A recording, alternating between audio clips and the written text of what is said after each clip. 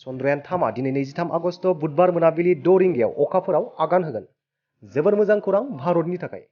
जाय समाव रासियानि लुनार 25आ अखाफोराव थावरिनो हायाखै, बे समावनो इन्डियान स्पेस रिसार्च अर्गेनाइजेशन एबा इसर'आ थांनाय 14 जुलाइ 2023 खालाराव अखाफोराव दैथायहरनाय चन्द्रयान 3 सेटेलाइटआ दिनै 23 आगस्ट 2023 खालार मोनाबिलिनि 6 रिंगायाव अखाफोराव आगान होगोन बेयो रोखा जाबाय होननानै फोरमायदों इसर'आ।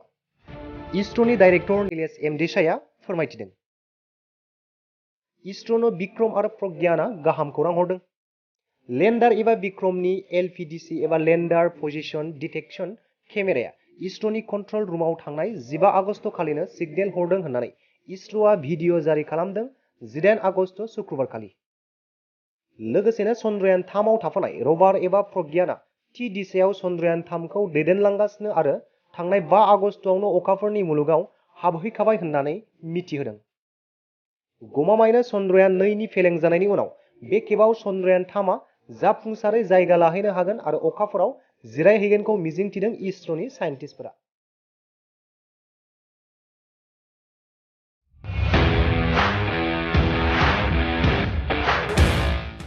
इन्डिपेन्डेन्स डे स्पेशल अफार लाबोदों सेरफांगुरियाव थानाय फुंखा इन्टारप्राइज बाजाज श'रुमा। बाजाज बाइक सालायनो मोजां मोनग्रा सुबुंफोरनि थाखाय गाहाम खौरां।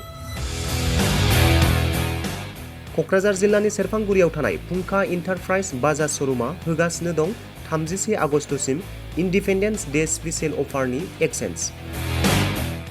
बाइक बायगिरि बिथांमोना इसेल' बिबांनि रां होग्रोनानै प्लेटिनानि मडेल, बाजाज सिटीनि मडेल आरो पालसार 125 नि गासैबो मडेलनि बाइकखौ आरसि आरो इन्सुरेन्स लाफानानै 10,999 रां बेसेनावनो ल'एस्ट डाउन पेमेन्ट होनानै बाइक लानो हागोन आरो 1,000 रां होग्रोनानै गोसो बायदि बाइकखौ आवग्रिनानै दोननो हागोन।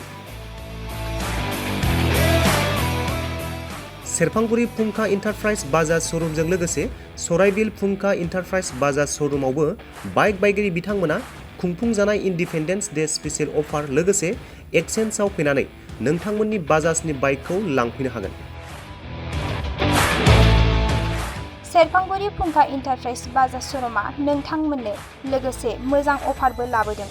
बेफोरनो जाबाय 5 लिटार पेट्रल फ्रि, गंसे हेलमेट फ्रि, केस होनानै बाइक बायगिरिफोरनो 1,000 रां केसबेक हरफिननाय जागोन। आबुङै मिथिबावनो थाखाय 9395 303 476 9101 547892 जानबुं नम्बराव खौरां लाहरनो हागोन।